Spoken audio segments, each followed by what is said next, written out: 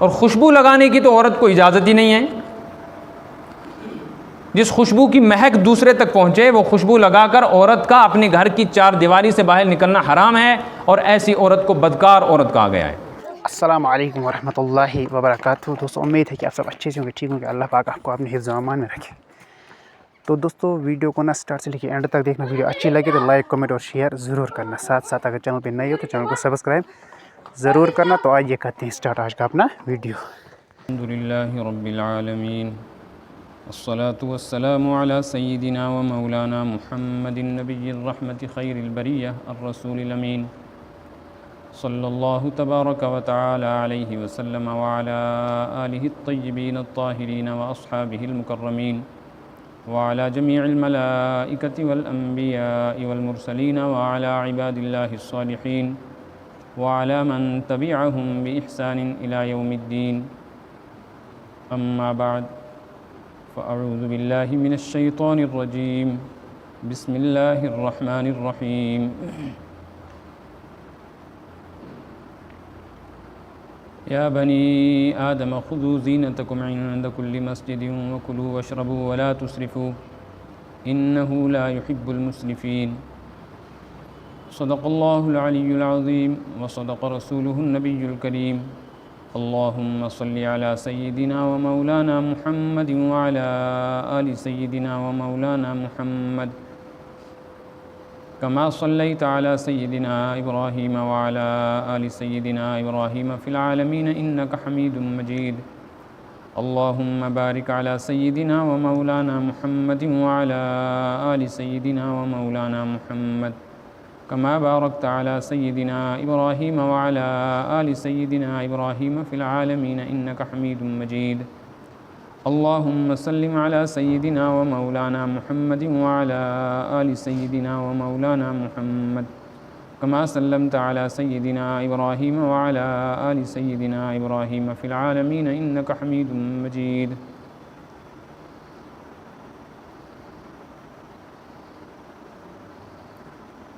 سورہ اعراف میں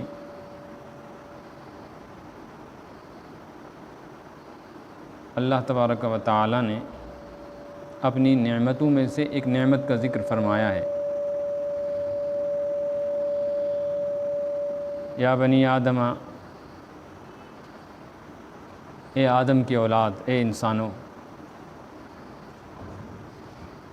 انزلنا علیکم لباسا،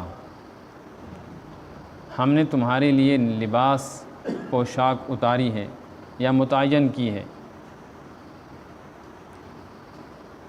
یواری سوآتکم، جسے پہن کر تم اپنے جسمانی عیبوں کو چھپاتے ہو.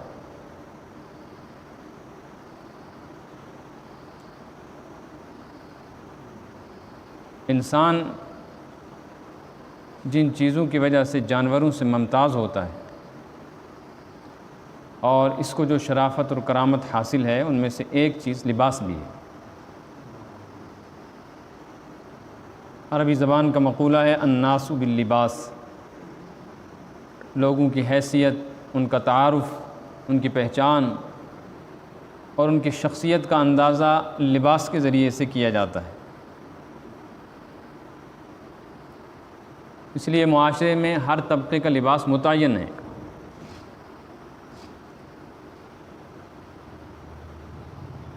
لباس زیب و زینت بھی ہے،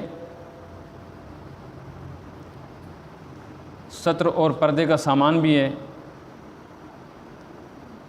انسان کی پہچان بھی ہے، اور اس کے ساتھ ساتھ لباس علاقے، قوم، مذہب و ملت کا تعارف بھی ہے. یہی وجہ ہے کہ بہت سارے احکامات کے ساتھ شریعت میں باضابطہ لباس کے احکام بھی بیان کیے گئے. پھر اس کی درجہ بندی ہے. لباس کا ایک درجہ فرض ہے ہر مرد پر، ہر عورت پر، اور ایک سنت ہے.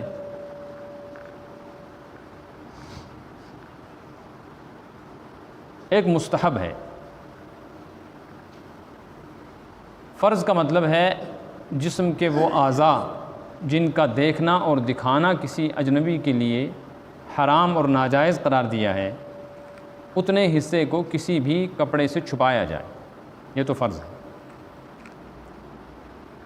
اس حصے کے کھل جانے کی وجہ سے نماز نہیں ہوگی، دیکھنا دکھانا حرام ہوگا۔ اب اس میں عورت کے لیے اور مرد کے لیے شریعت نے الگ الگ حدیں مقرر کی ہیں۔ مرد کی سطر ہے ناف سے لے کر گھٹنے کے نیچے تک، گھٹنا پورا سطر میں داخل ہے۔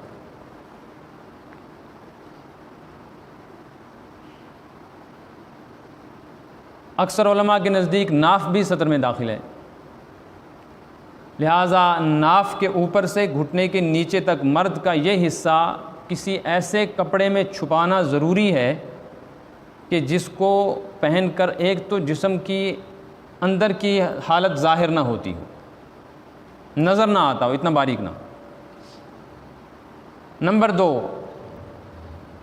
اتنا ٹائٹ نہ ہو کہ جس کی وجہ سے پوشیدہ اعضاء کی ساخت ظاہر ہوتی ہو، ان کی بناوٹ کھلتی ہو،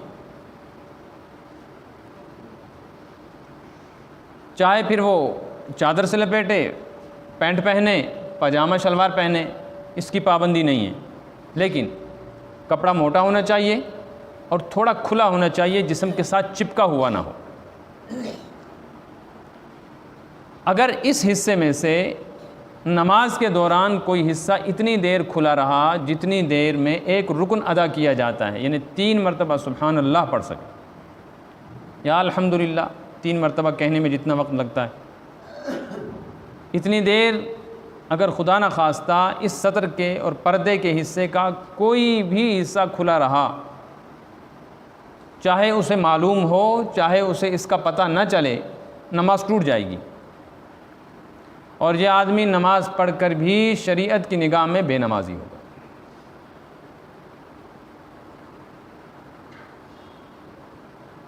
البتہ مرد کا سنت لباس یہ ہے کہ اس کا سر بھی ڈھکا ہوا ہو، ٹوپی پہنے، عمامہ پہنے۔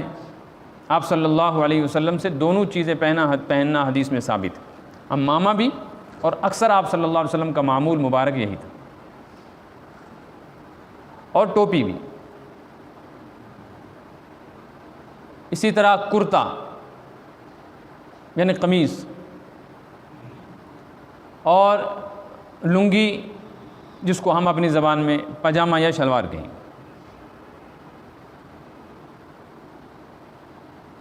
لیکن اس میں یہ شرط ہے کہ لنگی پاجامہ یا قمیض اتنی لمبی نہ ہو کہ اس میں مرد کے ٹخنے چھپ جائیں، اس لیے کہ مردوں کے لیے اپنے ٹخنے کھلے رکھنا لازم ہے، واجب ہے۔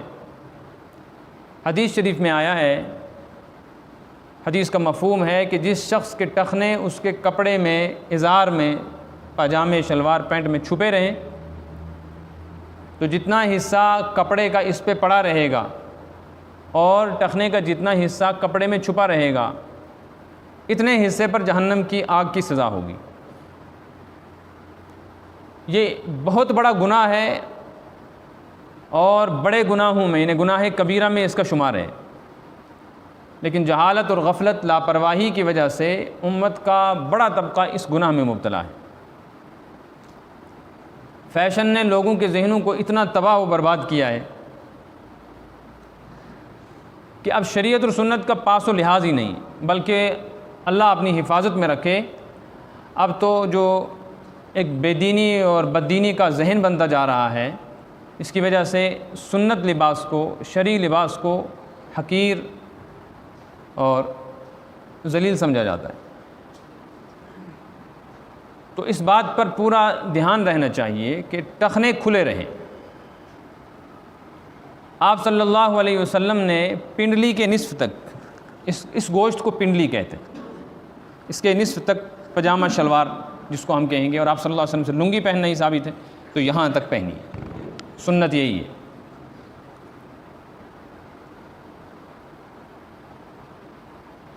یہ مرد کا سنت لباس ہے، چاہے پھر وہ کیا پہنے، یعنی اتنا حصہ چھپا رہنا یہ سنت ہو۔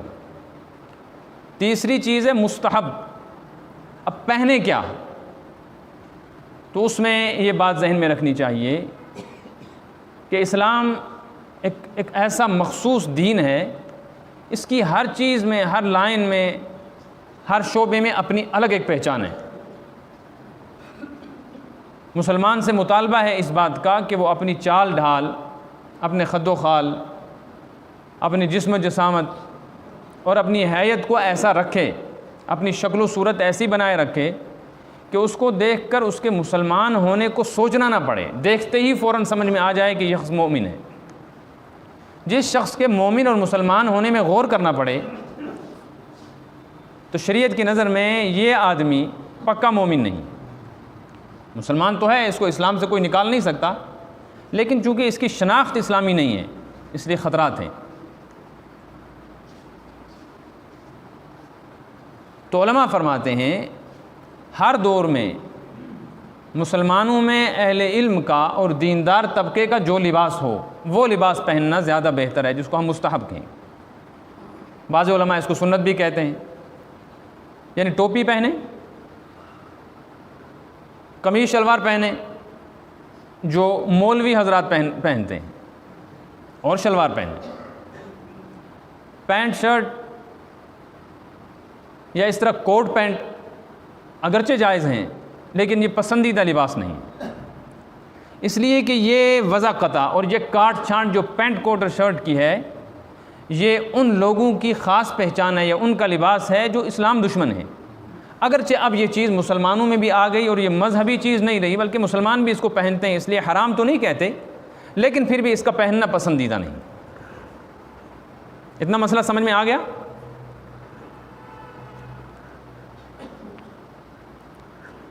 اسی کو بنیاد بنا کر میں نے ایک جمعے میں یہ بات بتلائی تھی کہ وہ کیپریاں جو ناف سے نیچے ہوں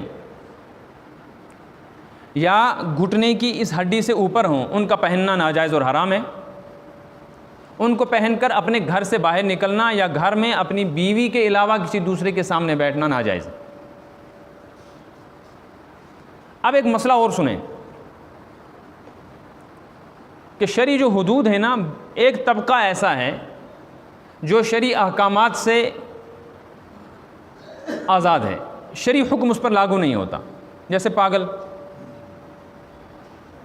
ایسے ہی نابالغ بچہ بچی، اور نابالغ کا مطلب ہوتا ہے وہ نابالغ بچہ بچی جس کو ابھی عورت مرد کے مخصوص حیت کا، ان کے اعمال کا پتہ نہیں ہوتا۔ 5 سال کا، 6 سال کا بچہ، اگرچہ شرعی اعتبار سے بچی 10-12 سال کی بالغ ہو سکتی ہے اور بچہ جو ہے وہ 15 سال کی عمر میں بالغ ہو ہی جاتا ہے، 12 سال کی عمر میں بھی ہو سکتا ہے۔ ایک تو وہ شرعی بلوغت ہے جس پر نماز روزے فرض ہوں گے، وہ نہیں، بچہ بالغ نہیں ہوا ہے لیکن اتنا بڑا ہو گیا ہے کہ وہ سمجھتا ہے بالغ کیا ہوتا ہے، وہ عورت مرد کے تعلقات کو سمجھتا ہے، وہ باشعور ہے۔ اور آج کل کے سارے بچے ایسے،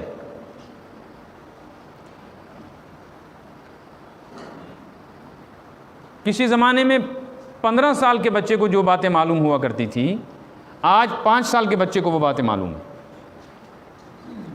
تو بچہ جب اتنا باشعور ہو جائے تو اس وقت شریعت اس کے ماں باپ پر کچھ چیزیں فرض کرتی ہے اگرچہ اس پر فرض نہیں۔ اس لیے علماء فرماتے ہیں کہ جو رنگ صرف عورتوں کے لیے خاص ہیں، جیسے سرخ رنگ، بالکل زرد رنگ، پیلا رنگ، اس طرح کے لباس عورتیں پہنتی ہیں، 6-7 سال کے لڑکے کو اس طرح کا لباس نہیں پہنانا چاہیے۔ ماں باپ مجرم ہیں اگر وہ پہناتے ہیں، اگرچہ بچہ ابھی نابالغ ہے، وہ گناہ گار نہیں، لیکن ماں باپ اس جرم کی وجہ سے پکڑے جا سکتے ہیں کیونکہ تربیت ان کی ذمہ داری ہے۔ اسی طرح سکن ٹائٹ مرد کے لیے بھی جائز نہیں، عورت کے لیے بھی جائز نہیں۔ ہم نے صرف یہ سمجھا یہ عورت کے لیے حرام ہے۔ سکن ٹائٹ لباس یعنی جسم کے ساتھ جڑا ہوا لباس، خاص کر گھٹنے سے لے کے ناف تک مرد کے لیے، اور عورت کی جو سطر ہے وہ بھی بتاتا ہوں۔ تو اس دوران جسم کا جو حصہ ہے اس کے ساتھ جڑا ہوا لباس جیسے بڑی عورت کے لیے حرام ہے، اسی طرح 7 سال کی بچی کے لیے بھی ناجائز اور حرام۔ اگر وہ ایسا لباس پہنتی ہے تو اس کے ماں باپ اس جرم کی وجہ سے گناہ گار ہیں۔ تو جو لباس مردوں کا ہے وہ عورت نہ پہنے، جو عورتوں کا ہے وہ مرد نہ پہنے۔ اسی طرح جو لباس لڑکوں کا ہے وہ لڑکی نہ پہنے، اور جو لڑکیوں کا ہے وہ لڑکے نہ پہنے۔ چپل اور جوتے میں بھی اس کا فرق رکھنا ہے، لباس کے رنگ میں بھی اس کا فرق رکھنا ہے، اور اسی طریقے سے لباس کی تراش خراش میں، اس کی بناوٹ میں بھی فرق رکھنا ہے۔ پھر ہے عورت کا مسئلہ۔ عورت کے لیے ستر کیا ہے؟ عورت کا ستر ہے اس کا چہرہ چھوڑ کے، اس کے ہاتھ، ہتھیلی اور انگلیاں، ہتھیلی اس کو کہتے ہیں سامنے والے سے، ہتھیلی اور انگلیاں، اور اس کے پاؤں کا تلوا اور اس کے پاؤں کا آخری حصہ پنجہ، انگلیاں، اس کو چھوڑ کر عورت کا سارا جسم ستر ہے۔ اس کو اچھی طرح سمجھنا۔ جو شادی شدہ ہیں وہ سمجھیں، ان پر بیویوں کی ذمہ داری، جو صاحب اولاد ہیں وہ اپنی بچیوں کے بارے میں، اور جن کے پاس بہنیں ہیں وہ اپنی بہنوں کے متعلق عند اللہ مسئول ہیں، یعنی ان سے سوال ہوگا۔ ہر عورت جو بالغ ہے، اور اسی طرح وہ عورت جو مراہقہ ہے، مراہقہ اس کو کہتے ہیں جو بلوغت کے قریب ہے، بالغ نہیں ہوئی ہے لیکن بلوغت کے قریب ہے، یعنی 10 سال 9 سال کی بچی، آج ہر 9-10 سال کی بچی اور اس سے اوپر کی عورت، اس کے لیے اپنا چہرے میں یہ بات یاد رکھنی ہے کہ بال نہیں، بال چھوڑ کے، بالوں سے نیچے یہ سامنے کا حصہ جو ملاقات کے وقت کسی کے سامنے رہتا ہے، جس پر پہلی نظر پڑتی ہے، فوکس ہوتا ہے جس پر نگاہ کا، اس کی ہتھیلی اور انگلیاں، یہ نہیں، اوپر والا حصہ یہ پردے میں داخل ہے، اور پاؤں کا نچلا حصہ تلوا اور پاؤں کا آگے کا حصہ پنجہ، یہ عورت کا سطر میں داخل نہیں، ورنہ سر سے لے کے پاؤں تک پورا جسم سطر میں داخل ہے۔ اجنبی آدمی کے سامنے عورت کے لیے جسم کے ان اعضاء میں سے یا اس پورے جسم میں سے کسی حصے کا کھولنا بھی صرف ناجائز نہیں، حرام ہے۔ سمجھ میں آ رہا ہے مسئلہ؟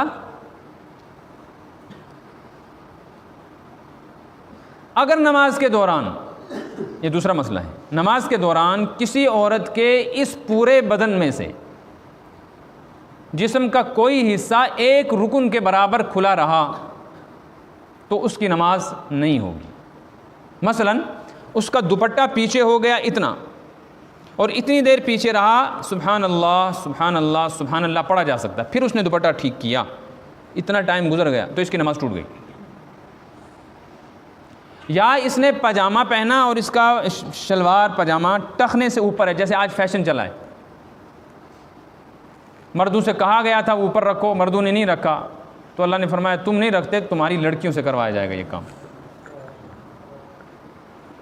تو شیطان نے کروا دیا۔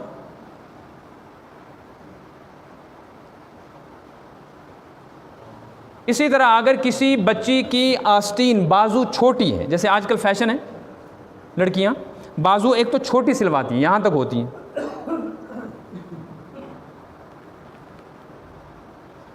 دوسرا یہ کہ آستینیں بڑی کھلی ہو گئی ہیں، پاجامے کے نیچے سے بھی اور بازو کی آستین بھی بہت کھلی ہیں، وہ اتنی کھلی ہیں کہ اگر لمبی بھی ہو آستین، جب ایسے کرتی ہیں تو وہ خود بخود ڈھلک کے یہاں آ جاتی ہیں۔ تو اگر کسی بچی اور عورت کا نماز میں آستین چھوٹے ہونے کی وجہ سے یا کھلا ہونے کی وجہ سے یہ حصہ کھلا رہ گیا، اتنی سی بازو بھی کھلی رہ گئی،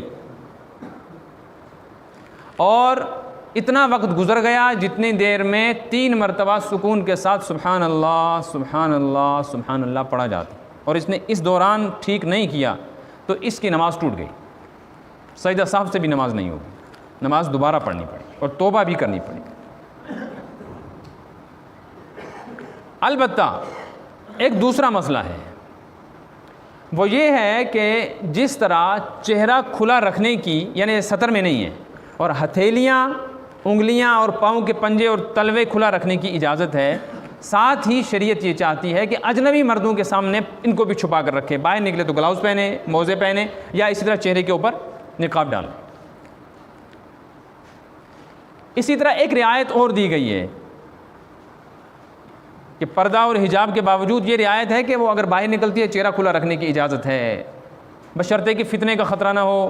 فتنے کا خطرہ نہ ہونے کا مطلب یہ ہے کہ وہ ایسا بناؤ سنگار کر کے گھر سے باہر نہ نکلے جس کی وجہ سے غیر مردوں کی توجہ اس کی طرف ہو، یعنی گھر سے باہر جانے کے لیے باضابطہ بازار جانے کے لیے وہ منہ نہ دھوئے، اس ٹائم وہ کریم پاؤڈر نہ لگائے، اور خوشبو لگانے کی تو عورت کو اجازت ہی نہیں ہے۔ جس خوشبو کی مہک دوسرے تک پہنچے وہ خوشبو لگا کر عورت کا اپنے گھر کی چار دیواری سے باہر نکلنا حرام ہے، اور ایسی عورت کو بدکار عورت کہا گیا ہے۔ تو جیسے اجازت ہے کھلا رکھو، لیکن پھر بھی بہتر ہے کہ چہرہ اور ہاتھ پاؤں بھی بند رکھے جائیں۔ ایسے ہی شریعت نے سہولت کی وجہ سے تاکہ کوئی دشواری نہ ہو، عورت کو اس کی اجازت دی ہے کہ وہ اپنے گھر کے اندر اپنے بھائی، باپ، سگے چاچا، سگا ماموں، دادا، نانا، بیٹا، یہ جو رشتے ہیں، پوتا پوتی اور نواسا، یعنی بیٹے کی اولاد اور بیٹی کی اولاد، سمجھ میں آ رہی ہے نا؟ باپ بیٹا، دادا نانا، سگا چاچا، سگا چاچا سمجھتے ہیں؟ پنن پتر، سگا ماموں، پنن مام، ایک ہوتا ہے نا وار پتر، سوتیلا اپنا، یہ اسی طرح اپنا داماد زامتر، اور اپنا سسر عورت کے لیے گھر والے کا باپ، ان کے سامنے عورت کو اتنی اجازت ہے کہ وہ ان کے سامنے اپنا پورا پیر کھلا رکھ سکتی ہیں، اپنی بازو کھول سکتی ہیں، کیونکہ انہیں برتن دھونے ہیں، کھانا بنانا ہے، کپڑے دھونے ہیں، جھاڑو دینا ہے ان کے سامنے۔ اسی طرح اگر مجبوری کی وجہ سے، دشواری کی وجہ سے دوپٹہ تھوڑا پیچھے ہو جاتا ہے، بال سامنے سے کھل جاتے ہیں، تو اس کی گنجائش ہے، اس پر انشاءاللہ پکڑ نہیں ہوگی، بشرطے کہ یہاں بھی شرط لگی ہے کہ فتنے کا خطرہ نہ ہو۔ اور آج اس دور میں داماد سے بھی خطرہ ہے، سسر سے بھی خطرہ ہے، جبکہ سسر جوان ہو بلکہ بوڑھا ہو تو پھر بھی مسائل سامنے آ رہے ہیں، اللہ اپنی حفاظت میں رکھے۔ تو ان سب کے سامنے جسم کے اتنے حصوں کو کھولنے کی اجازت ہے مجبوری کی وجہ سے، لیکن ماسو، خالو، خالہ کا گھر والا، اس کے سامنے نہیں، اس لیے کہ وہ محرم نہیں ہے۔ بہنوئی، بہنوئی سمجھتے ہیں نا، بہن، وہ محرم نہیں ہے۔ چاچے کا لڑکا، ماموں کا لڑکا، پھوپھی کا لڑکا، خالہ کا لڑکا، وہ محرم نہیں ہے۔ جب یہ محرم نہیں ہے تو ہمسایہ، مہمان، رشتہ دار دور پار کے کیسے محرم ہوئے؟ ان کے سامنے اس عورت کا نہ جسم کا سر کھولنا، نہ بازو کھولنے کی اجازت ہے، نہ ٹخنے کھولنے کی اجازت ہے، نہ ہی ان کے سامنے بے پردہ ہو کر آنے کی، اور نہ ان کے سامنے تنہائی میں بیٹھنے کی اجازت ہے۔ ان کے ساتھ الگ سے بیٹھنے کی، ہنسی مذاق کرنے کی بھی اجازت نہیں۔ مسئلہ سمجھ میں آ رہا ہے؟ نازک مسئلہ ہے، ذمہ داری ہے علم میں آ جانا اور اس کے بعد عمل میں لانا، یہ دوسری ذمہ داری ہے۔ پریشانی یہ ہے، المیہ یہ ہے، یہ بڑا حادثہ اور سانحہ ہے کہ امت کے 99% طبقے کو شریعت کے حلال و حرام مسائل کا بھی پتہ نہیں ہے۔ ابھی یہی معلوم نہیں حرام کیا ہے، حلال کیا ہے، جائز کیا ہے، ناجائز کیا ہے، صحیح کیا ہے، غلط کیا ہے، اس بات کا بھی پتہ نہیں۔ تو یہ تفصیل میں نے بتلائی۔ ہاں اگر عورت بھی کبھی بہت زیادہ مجبور ہو جائے تو مجبوری کی حد تک الضرورت تتقدر بقدر الضرورہ، شریعت کا قانون ہے کہ اگر کوئی ضرورت پیش آ جائے تو جتنی ضرورت ہے اس کو وہیں تک محدود رکھو۔ ایک شخص ہے وہ بھوک سے مر رہا ہے، اس کے پاس کھانے پینے کو کچھ بھی نہیں ہے، مردہ جانور پڑا ہوا ہے، مری ہوئی گائے ہے، مرا ہوا کوئی جانور بھیڑ بکری ہے، تو اپنی جان بچانے کے لیے، جبکہ مرنا یقینی ہو، تو اپنی جان بچانے کے لیے شریعت نے گنجائش رکھی ہے کہ مردہ جانور کا گوشت کھا لو جان بچانے کے لیے۔ لیکن اس کی اجازت کتنی ہے؟ بس اتنا کھاؤ جس سے تم بچ سکو اور کسی بستی میں پہنچ کے کھانا مانگو۔ اب اگر کوئی آدمی مردہ گائے کا گوشت کاٹ کے بھون کے کھانے لگ گیا اور اسے سمجھا کہ اب تو اجازت ہی تھی، پیٹ بھر کے کھا لوں، تو یہ پیٹ بھر کے کھانا ناجائز اور حرام ہے۔ ولا تعتدوا، حد سے زیادہ بڑھنے کی اجازت نہیں۔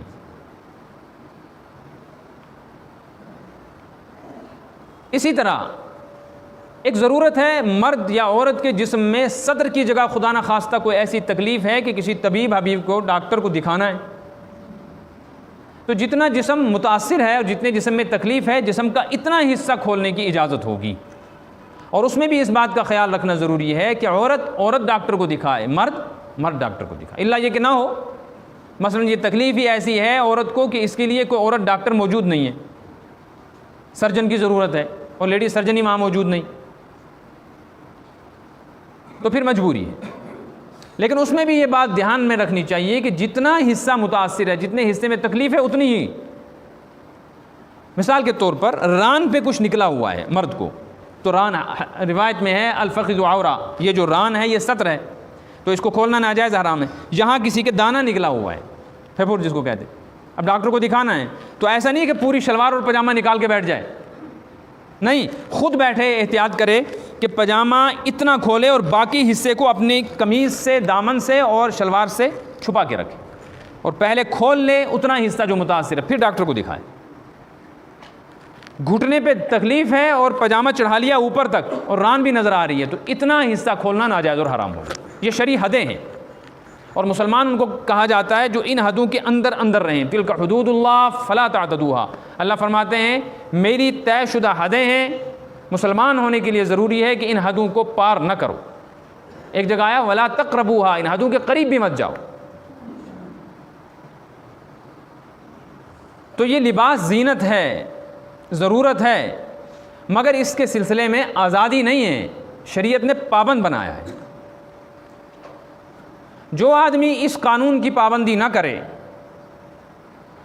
چاہے پھر وہ اس طرح کی حرکت کرے کہ وہ اپنے صدر کے اعضاء کھلے رکھے یا غیروں کا لباس پہنے، تو دونوں کے لیے خطرناک وعید ہے. ایک حدیث میں من تشبہ بقوم فہو من، جو آدمی مسلمان ہو کر بھی کسی دوسرے مذہب اور کسی دوسری قوم کی شکل و صورت اختیار کرے، چاہے وہ شکل و صورت لباس کی شکل میں ہو، چاہے وہ اپنے بالوں کی بناوٹ کی شکل میں ہو، جیسے آج کل بال بن رہے ہیں، یہاں سے بڑے اور یہاں سے چھوٹے، سائڈ سے کٹنگ اور اوپر سے بڑے. ایک نئی صورت چلی ہے، ادھر سے مشین لگاتے ہیں، یہاں بڑے بڑے بال ہیں، اس کو حدیث میں قضا کہا گیا اور اللہ کے رسول صلی اللہ علیہ وسلم نے صراحتاً اپنی مبارک زبان سے منع فرمایا. آپ نے منع فرمایا کہ یہ نہ کرنا، حضور فرما رہے ہیں، حضور.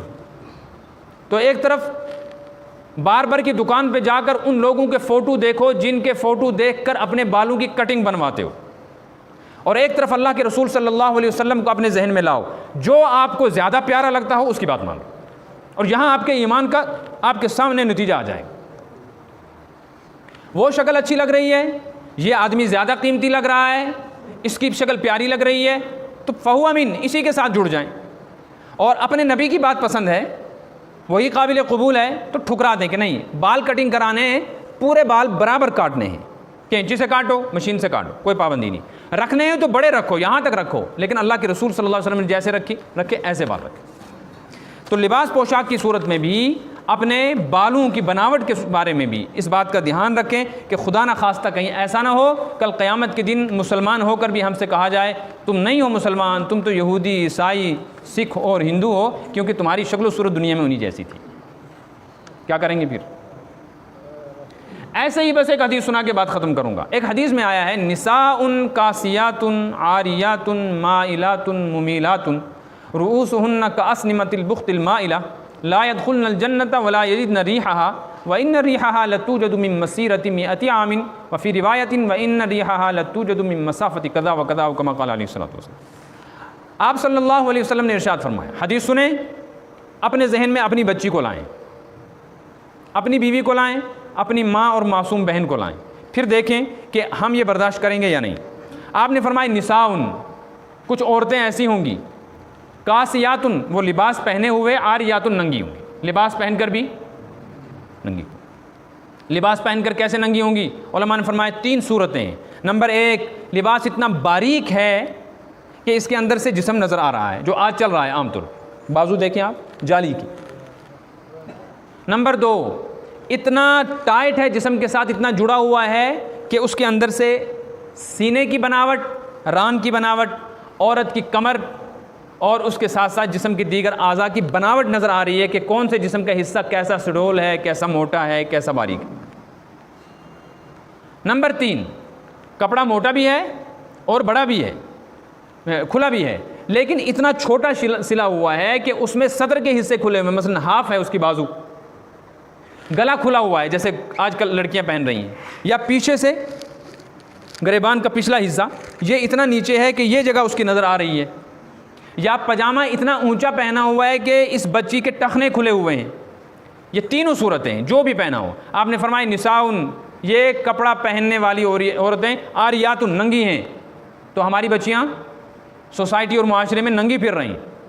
اتنا ہی نہیں، پھر آگے فرمایا مائلاتن، یہ بدکار عورتیں۔ کون فرما رہے ہیں؟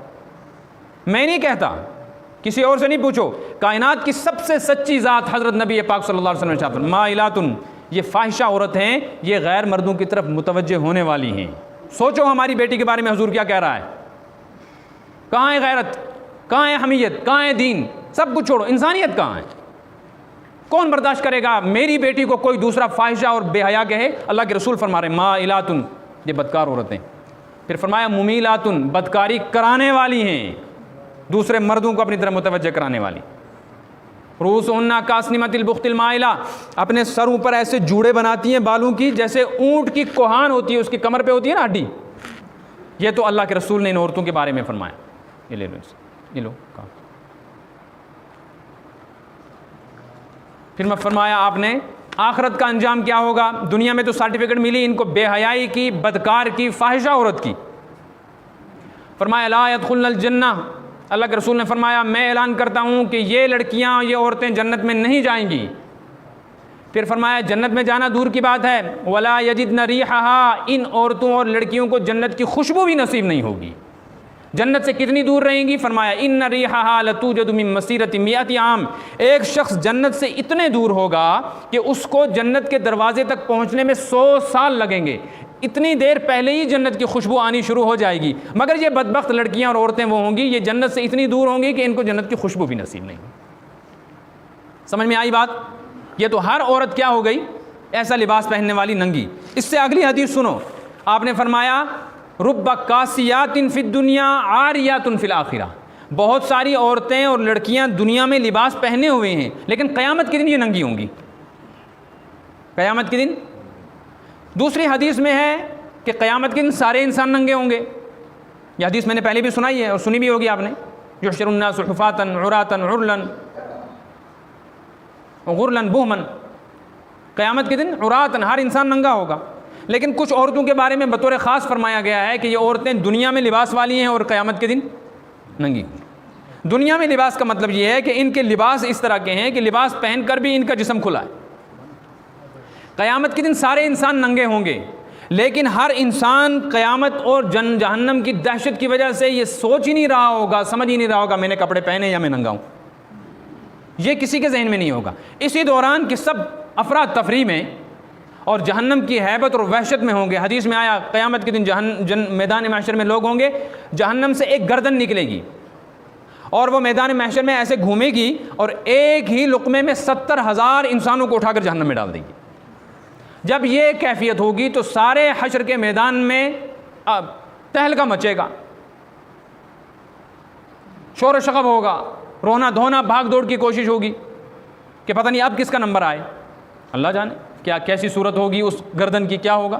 جیسے JCB کا منہ مشین ایک آئی ہے نا، تو جو 10 مزدور پتھر نہیں اٹھا سکتے وہ اس کا منہ اٹھا لیتا ہے۔ جب انسان ایسا طاقتور مشین کا کوئی آلہ بنا سکتا ہے، اللہ کے لیے کیا مشکل ہے۔ تو قیامت کے دن سب انسان یہ بھول جائیں گے کہ ہم نے لباس پہنے ہیں یا ہم ننگے ہیں۔ اسی دوران فرشتے عورتوں کی ایک جماعت کو لے کے میدان محشر میں آئیں گے اور اعلان کیا جائے گا لوگوں ان کو دیکھو، تو سب دیکھیں گے کہ کچھ لڑکیاں اور عورتیں بالکل ننگی، خود بھی لوگ ننگے ہوں گے لیکن اپنا ننگا پن اس کی طرف توجہ نہیں ہوئی۔ ان کو دیکھ کر لوگ اپنی نظریں چھپائیں گے، چہرے پر ہاتھ رکھیں گے کہ یہ کون بدبخت میدان محشر میں فرشتوں کے سامنے بھی ننگی ہیں، اولین و آخرین موجود ہیں، انبیاء مرسلین موجود ہیں، یہ ان کے ماں باپ موجود ہیں۔ کہا جائے گا یہ وہ عورتیں اور لڑکیاں ہیں کہ جو دنیا میں ایسا لباس پہنتی تھی کہ لباس پہننے کے باوجود ان کا جسم نظر آتا تھا، چھلکتا تھا، اور شریعت نے جو حدیں مقرر کی تھی کہاں سے کہاں تک چھپنا چاہیے وہ حدیں ان نے قائم نہیں رکھی کہ کسی کا ٹخنا کھلا ہے، کسی کی آستین کھلی ہے، کسی کا گلا کھلا ہے، کسی کا سینہ کھلا ہے، کسی کے جسم کے ساتھ لباس اتنا چپکا ہوا ہے کہ ساری ساخت نظر آ رہی ہے، اور کسی نے سب کچھ پہننے کے باوجود اتنا باریک پہنا ہوا ہے کہ اندر سے جسم کا رنگ تک نظر آ رہا ہے، تو قیامت میں ان کو میدان محشر میں رسوا کیا جائے گا۔ خدا نہ خواستہ میری بیٹی وہاں ہوئی تو، میری بہن ہوئی تو، میری ماں ہوئی تو، میری بیوی ہوئی تو، یہ سوچے ہر انسان، اور پھر فیصلہ کرے کہ ہم فیشن کے ساتھ لگ کر فیشن کے نام پر اپنی بچیوں کو کہاں لے جا رہے ہیں۔ ان کے چند سال کا کیریئر بنانے کے نام پر ان کو جس طوفان میں، جس سیلاب کی نظر ہم نے کیا ہے، وہ کیریئر نظر آ رہا ہے ان کا کہ ان کا فیوچر خراب ہو جائے گا، ان کا کیریئر تباہ ہو جائے گا، اس کو بنانے کے لیے یہ کرو وہ کرو فلاں کرو، لیکن مرنے کے بعد سے لے کے قیامت تک جو قبر کی زندگی ہے، وہ کیریئر ہے کہ نہیں ہے، وہ فیوچر ہے یا نہیں ہے، اس میں کیا ہوگا اگر یہ لڑکا لڑکی الٹے لٹک گئے، اس کی فکر کریں۔ تو قرآن پاک میں آیا یا بنی آدم خذوا زینتکم عند کل مسجد، یہ تو شرعی لباس ہے، پھر فرمایا اے ابن آدم، اے مسلمانوں، جب مسجد میں جایا کرو تو اس وقت اور زیادہ زیب و زینت اختیار کرو، کیونکہ اللہ کے گھر میں جا رہے ہو تو ایسا لباس پہنو جو بڑے دربار کے لائق ہے، لہٰذا سر ننگے نہ آیا کرو، سر ننگے نہ آیا۔ اپنی ٹوپیاں جیب میں رکھو، کرائے کی وہ میلی کچیلی ٹوپیاں مسجد میں جو رکھی ہوتی ہیں ہر کسی کے سر پہ، ان کا پہن کر نماز پڑھنا مکروہ تحریمی ہے، اور ان ٹوپیوں کو رکھنا بھی ناجائز۔ ناک صاف کرنے کی رومال انسان اپنے جیب میں رکھتا ہے، اللہ کے دربار میں پیش ہونے کے لیے 50-100 روپے کی ٹوپی جیب میں رکھتے ہوئے بوجھ لگتا ہے، اس لیے ایسا لباس پہن کے آئیں، کم از کم جمعہ کے دن قمیص شلوار پہنا کرو۔ اتنا بڑا مجمع ہے ماشاءاللہ، 1000 آدمی نماز پڑھتا ہے، 1000 آدمی میں سے 50 آدمی کو قمیص پجامے لگے ہوتے ہیں، ٹھیک ہے، اگر پہننا ہی ہے جمعہ کا احترام کریں، قمیص شلوار پہنا کریں، اپنی ٹوپی جیب میں رکھیں، ٹوپی پہن کے آیا کریں، اور جو شرعی اعتبار سے لباس کی شرعی نوعیت اور حیثیت بتائی گئی خود بھی اس کی پابندی کریں، اور اس کے ساتھ ساتھ اپنے اہل و عیال کو بھی اس کا پابند بنائیں۔ اللہ ہم سب کو عمل کی توفیق عطا فرمائے۔